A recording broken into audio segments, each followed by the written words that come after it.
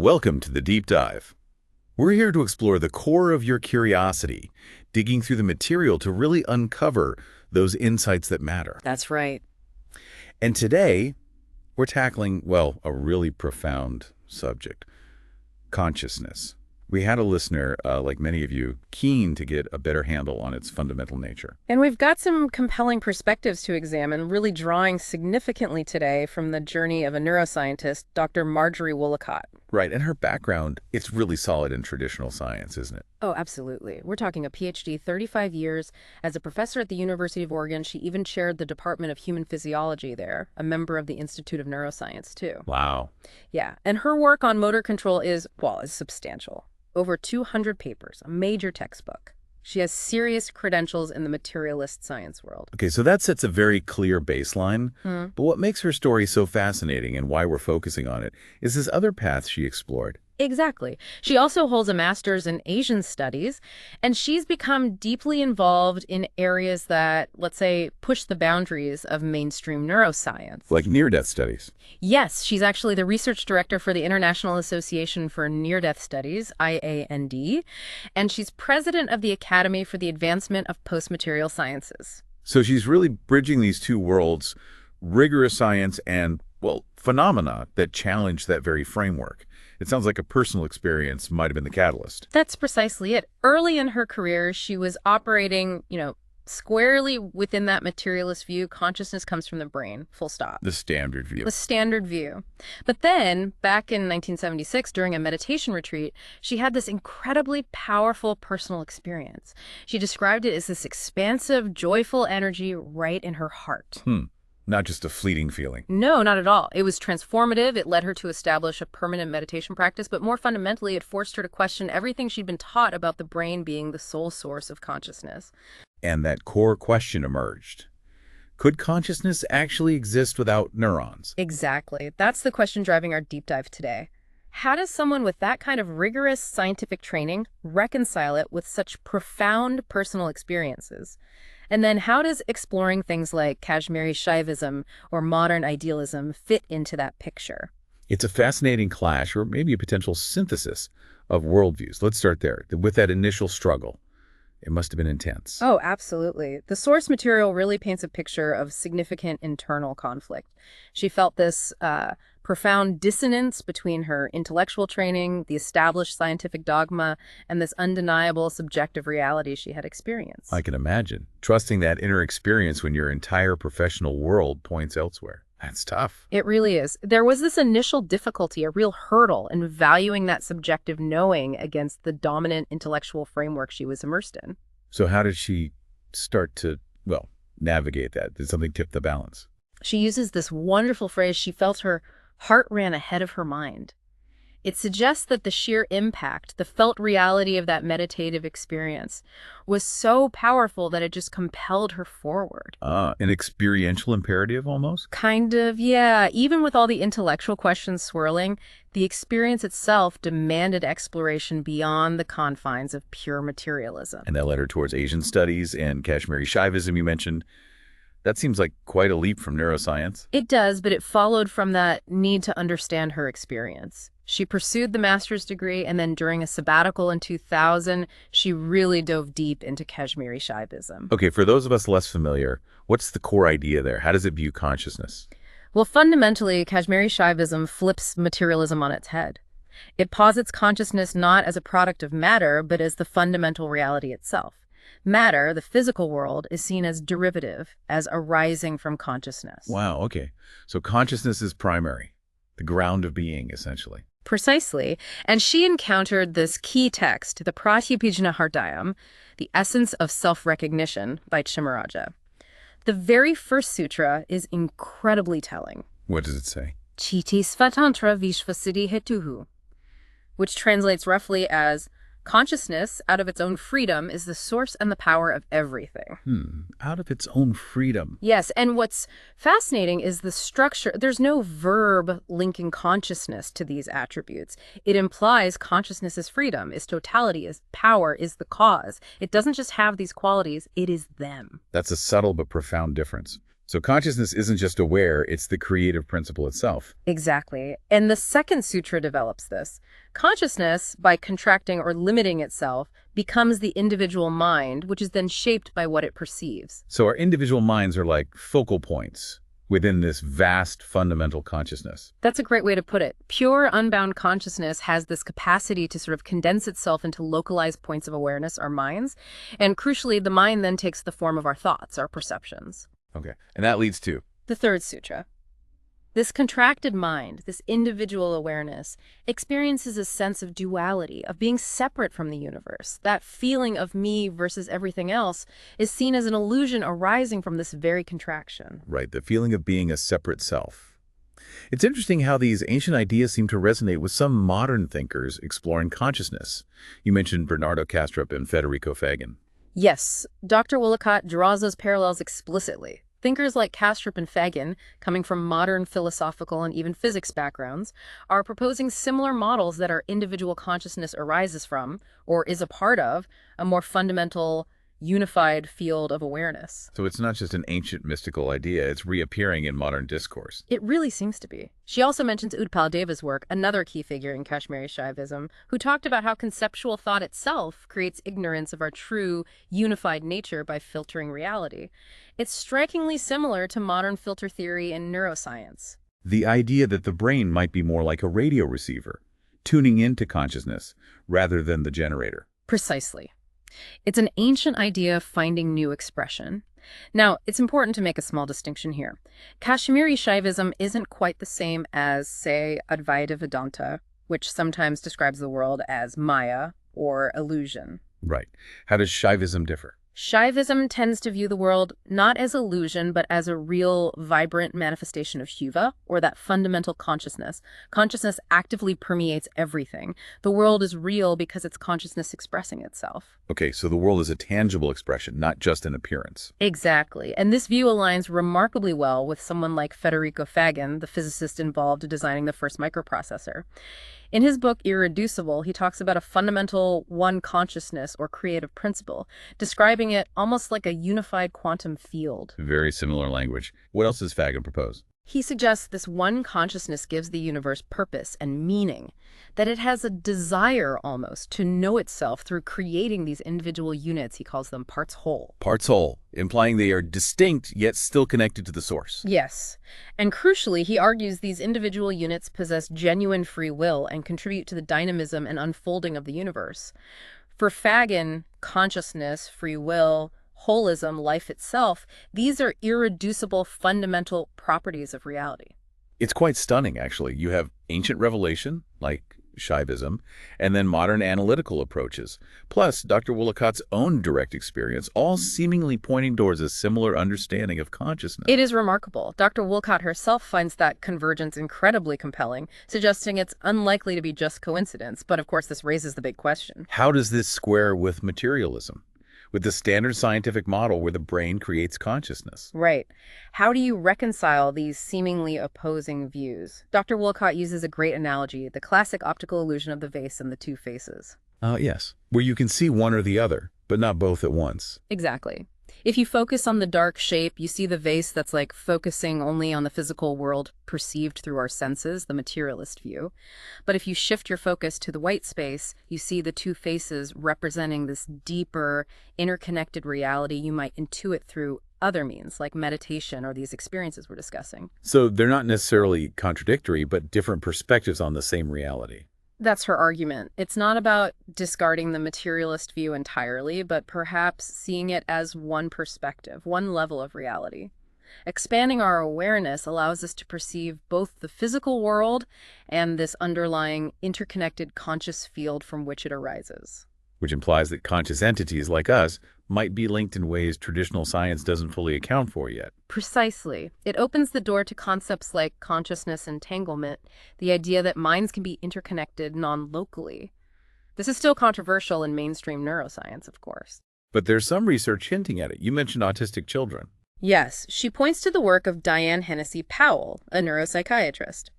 Powell studied nonverbal autistic children and found evidence suggesting, well, remarkably accurate telepathic communication with their mothers, even under controlled conditions designed to rule out sensory leakage. Wow. Accuracy approaching 100%. In some experiments, yes. Dr. Woollacott posits this could be an example of consciousness entanglement being more apparent when typical sensory processing pathways are different. It's provocative research, certainly. Definitely thought-provoking. But what about near-death experiences? Those seem to pose an even more direct challenge to the brain as generator model. They absolutely do. From a strict materialist standpoint, if the brain isn't functioning, consciousness shouldn't exist. Experiences reported during cardiac arrest, especially with a flat EEG, are hard to explain. And there are documented cases. Yes, Dr. Woollacott discusses prospective studies, like the work by cardiologist Pim van Lommel. These studies systematically interviewed cardiac arrest survivors. A significant percentage, even among those with no measurable brain activity during the arrest, reported complex NDEs. Including seeing things outside their bodies. Often, yes. Out-of-body experiences where they perceive events in the room or even outside the room, sometimes with details later verified. Like the Pam Reynolds case. That one seems particularly striking. It is. Her surgery required basically shutting down her brain function, hypothermic cardiac arrest, draining the blood from her brain. Yet she reported incredibly specific details about the surgical procedure. Things she couldn't possibly have known through normal senses. Right, like the unusual way they shaved her head, the look of a specific surgical instrument, the bone saw that looked like an electric toothbrush and had a dent in it, and even overhearing specific comments made by the surgical team about the small size of her arteries. And these details were confirmed. They were. The lead surgeon himself publicly stated he had absolutely no scientific explanation for how she could have perceived those things. That's powerful testimony. But what about the argument that NDEs aren't that common? Recall rates are often cited as being relatively low, maybe 18–20%. That's a fair point, and Dr. Woollacott addresses it. She brings up the case of Stephanie Arnold, who had a severe amniotic fluid embolism during childbirth, leading to cardiac arrest.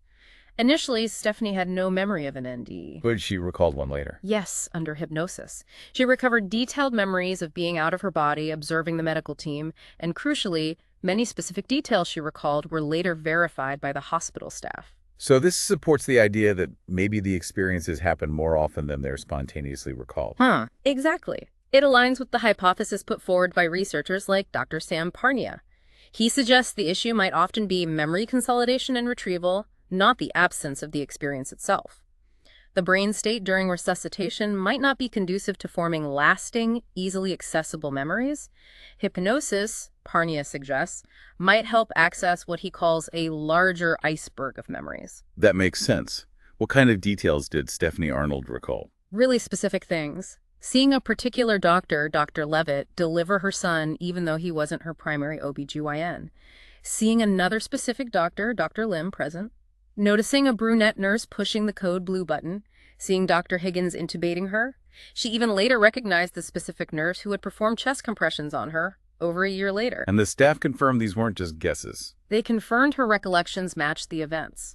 Dr. Woollacott also mentions another case, Dr. Bettina Payton, a physician herself and an atheist before her experience. She had an NDE during a C-section under general anesthesia. And she recalled events, too. Yes, she was aware of the anesthesiologist's comments, heard the code being called, observed the team working on her, and when she woke up, she could recount key medical details before anyone told her what had happened. It completely changed her worldview. These accounts are compelling. They really force us to question the simple equation of brain activity equals consciousness. So if consciousness isn't just the brain, how do we even study it scientifically? It seems so elusive. It is elusive. Dr. Woollacott likens it to studying the wind. You can't see the wind itself, but you see its effects on the trees, the leaves rustling. Similarly, we study consciousness through its correlates and effects. So combining traditional methods with what else? She advocates for combining rigorous objective methods, neuroscience tools like EEG, fMRI, with a genuine openness to alternative hypotheses and the value of first-person subjective data. Like from meditation. Exactly. Experienced meditators, through disciplined introspection, can provide detailed reports of different states of consciousness. This subjective data, while challenging to quantify, can generate hypotheses and guide objective investigation. It requires expertise in introspection, just like interpreting an fMRI requires expertise. So personal experience isn't necessarily a bias to be eliminated, but potentially a source of insight. That's the view. She points out that many scientific breakthroughs historically have actually occurred in non-ordinary states, like dreams. Think of Kikule and the structure of benzene. So first-person experience can be a strength, not just a hindrance. And is this kind of integrated approach gaining traction? It seems to be. She notes there's growing academic interest, with dedicated consciousness research centers popping up at universities in the US and Europe. It's still not mainstream everywhere, but it's a developing field. What would her advice be for someone wanting to research this? She suggests a pragmatic approach. Build credibility with solid research in a mainstream area, perhaps neuroscience or psychology, while simultaneously pursuing these deeper questions about consciousness, maybe through collaborations or independent study. It's about building bridges. And finding ways to talk about it that don't immediately polarize. You mentioned reframing spirituality. Yes, she suggests moving away from potentially loaded terms like spirituality and focusing instead on the underlying processes, perhaps framing meditation, for instance, as a technique to deliberately quiet the brain's default mode network, the part associated with mind-wandering and self-referential thought. So focusing on the neurological correlates of these experiences. Right. Quieting that network seems to allow access to more expansive, intuitive, and creative states of awareness. By studying the practices and their effects neurologically and experientially, we can create a more neutral ground for investigation, uniting scientific rigor with the exploration of these profound human experiences. That sounds like a promising path forward. And this leads naturally into the idea of a post-materialist paradigm. What does that really entail? At its core, the post-materialist view holds that consciousness is fundamental, not just an emergent property of matter, and that interconnectedness is a key feature of reality. Consciousness isn't strictly confined to individual brains or bodies. And adopting this view, does it change people? The research Dr. Woollacott cites suggests it often does. People who shift towards this worldview frequently report significant changes in their values and behavior, things like increased compassion, a greater sense of connection to others and the planet, more altruism, and often a less materialistic outlook. So it's more than just an intellectual belief system. It can have real-world consequences for how people live. Absolutely. She references Carl Jung's idea that humanity's future might hinge on individuation, on more people achieving a kind of enlightenment or expanded awareness. These worldview shifts seem to nudge people in that direction. Our fundamental beliefs about reality shape our actions, our relationship with each other, with the environment, everything. It connects to that idea of a trustworthy universe you mentioned. Yes, the concept from Jeb Barton. If you believe the universe is fundamentally conscious and perhaps even benevolent or creative, it changes how you engage with it. It fosters a sense of co-creation, that our attention and intention play a role in how reality unfolds. Where we place our focus matters. It certainly paints a very different picture from a purely random, mechanistic universe. But how does someone bridge the gap between these huge concepts and the daily grind, the rat race? That's a crucial question. Dr. Woollacott speaks very personally about her own shift. She moved from constantly striving, seeking validation through academic productivity, towards recognizing an intrinsic sense of worthiness. Her research became driven more by joy and curiosity than by pressure. A shift in motivation. A fundamental shift. Her encouragement to listeners is really about finding and following your passion, whatever it is, and enjoying the process of learning and discovery. Seeing life not just as a struggle, but as part of this collaborative, creative unfolding of consciousness itself. That's a powerful reframe. And for listeners who want to explore her work more directly. Her website, MarjorieWoollacott.com, is a great resource articles, links to her books. She specifically mentions 2 books, Infinite Awareness, The Awakening of a Scientific Mind, which is really her personal story of this whole journey we've been discussing. The bridge between science and experience. Exactly. And the other is Spiritual Awakenings. Scientists and academics describe their experiences. It's a collection of stories from other academics who've had similar transformative experiences, which can be really validating for people exploring these ideas. Shows you're not alone. Excellent resources. Now, before we wrap up, you mentioned there was another important topic related to consciousness that often gets overlooked. Yes, something Dr. Woollacott feels is particularly significant, terminal lucidity. Terminal lucidity. That's when people near the end of life, often with severe dementia or cognitive impairment, suddenly become clear-headed again. Precisely. Just shortly before death, sometimes hours or days.